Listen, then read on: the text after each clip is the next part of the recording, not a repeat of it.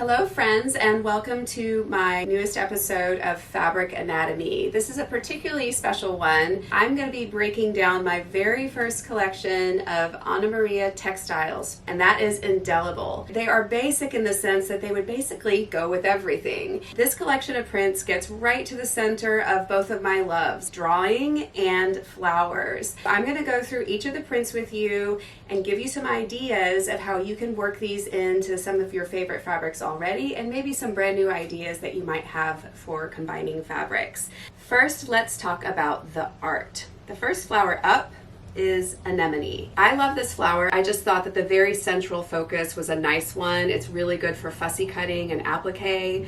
I love this black and tan. That's something I've probably actually never done. So I'm pretty excited about expanding my color repertoire. We've got it in the black and tan. We have it in this very, very, very pale lilac on a brighter lilac, which is really beautiful.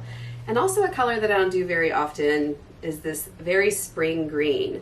The pale color in this green it's actually the palest possible aqua. So that's the anemone print. Now you might recognize these peonies from a former collection of mine, Our Fair Home, but I love that line work so much. I really wanted to see this as a two-color design. I named this collection Indelible because I think about indelible ink and hand-drawn florals and how sort of timeless they are. If something is indelible, that means it's kind of a line and a mark that's going to be there forever. And I love, love, love this really inky sea-colored blue with the navy line work in peony. And then I also did a jade, which does this look familiar? Very good on almost every skin tone. Side note, I'm wearing the square neck top by Friday Pattern Company. We'll talk more about projects in a minute. So this is a beautiful green and aqua. Moving on to a teeny tiny packed in floral, we have these chrysanthemums, which I just called mums. But this is such a nice, true packed in blanket of flowers. The details are really, really tight and gorgeous. We printed these in Japan and they are exceptional at getting really, really fine line work in the screens. And this one, it might be kind of hard to see on camera, I'm not sure, but the line work on this sea green with the almost black indigo colored contrast is just so beautiful and serves as such an interesting sort of tonal. And this one is one of my favorites. It's this very vintagey sort of, almost like a tea-stained pale background with a really lovely purple. I love purples, but I'm very picky about them. And this one has just enough plum in it that hits my sweet spot of just red enough, but just blue enough too. And something I have never done before, but I think I'll be starting to do more of, is draw flowers in a vase. So this is the candy colorway of the sunflowers. I photographed just 3 or 4 sunflowers. They're in a glass vase when I was in Scotland, 2022, I believe. And I've just always loved the photo, but I didn't know what to do with it because I wasn't sure about a vase of flowers repeat. But I really, really love how the tonal quality of the print allows you to cut it up, and it's really just contributing color to your patchwork, but it's really art at the same time. So if you were to isolate this whole vase and use it as an applique, or even frame it or stitch on top of it, or use it in clothing or home furnishings, I think it's such an interesting, if I do say so myself, print for your sewing. And then we have this really nice kind of steely gray color in the sunflowers as well. Now then, this is something that I have thought about forever, and it took me a long time to do it because, as I say, if it ain't broke, don't fix it. The echinacea print, as you know, if you've been following my work, has been with me for years, and I've never wanted to change it because it's always been so popular as it is. So I've always changed the colors, but I've never really changed the scale. But I decided that the structure of it, just that very regular repeat of the flower petals and the flower heads, is so sort of nice and almost soothing in a way as a repeat that it would make a lovely basic. So I redrew it and I made it more simplified in terms of how the flower head looks, like those little details on the cone, so that it would work well as a 2-color print. So I have it in a lot of pretty colors here for all your patchwork and color work needs, and I absolutely love how this turned out. So this is basically the same art as the echinacea fabric that you're more familiar with, which is more like a 3 or 4 color print, but this one is simply called Coneflower. So if you're searching for this one and you're not coming up with these tonals, you need to be searching Anna Maria's Coneflower. But you can see everything, by the way, at annamariatextiles.com. Lookbooks with all the fabrics. And we're updating the site so it has a search engine for you so you can find the shops where to find them. Now, let's look at these in a spectrum. So I've designed this whole spectrum, and you can see how it works here, but I'm going to put them together in spectrum order for you so you can see what they do in a rainbow.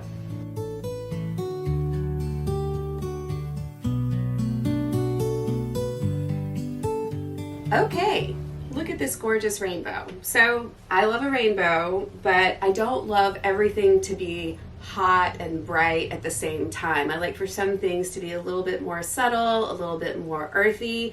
This is sort of what I call a soulful spectrum. So it's got a little bit of earthiness to it with some of the amber tones, the gold tones, some of the gray tones. So it's not all bright, bright, bright. Like this red, this is super bright. The orange is bright, the green is bright, the magenta is bright, but a lot of the other things kind of sit in between a little bit. This is my happy place rainbow right here.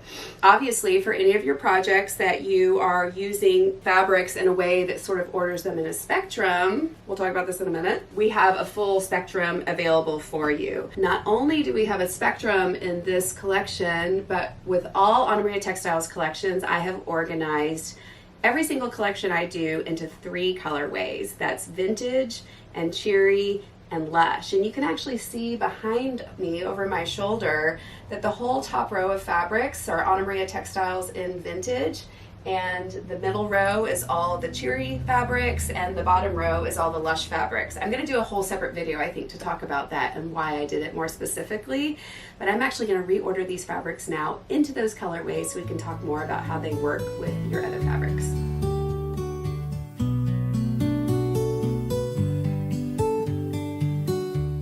Okay, so now we have the fabrics rearranged into the colorways. In fact, if you're ever doing an online search of these fabrics with their SKU number, the end of the SKU number has either a V for vintage, a C for cheery, or an L for lush. So that's kind of a good way ongoing to help you pull things together in this sort of mood of one colorway or another. This is my vintage colorway of Indelible. You can see it's definitely on the lighter side.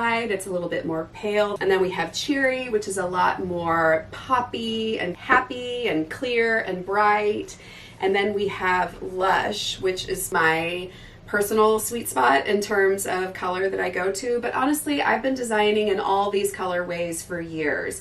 I probably do mostly lush, but developing this colorway system is kind of keeping me honest. So I'm always sure that every collection has a little bit of each mood for you.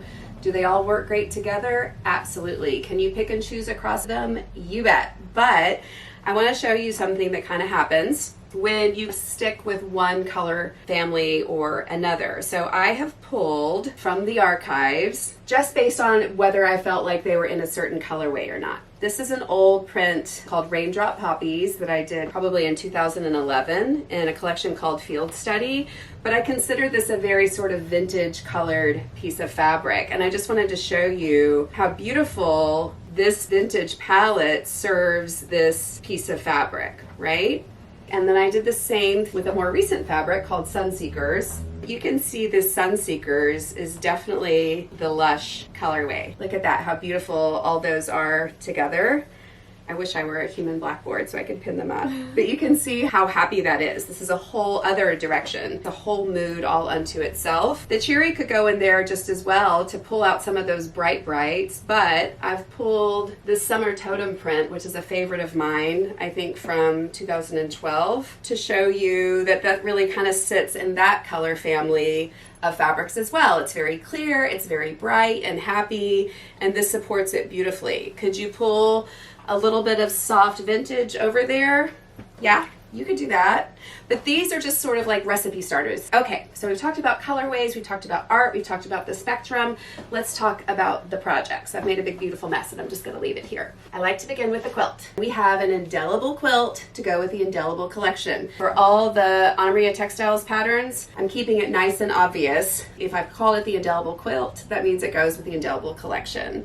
So I have it hanging behind me here, just sort of arranged it in a way that creates radial symmetry of similar colors used all throughout the quilt. But it's just a one block quilt, and it's repeated just with different colors. The pattern comes with templates if you get it from your local shop.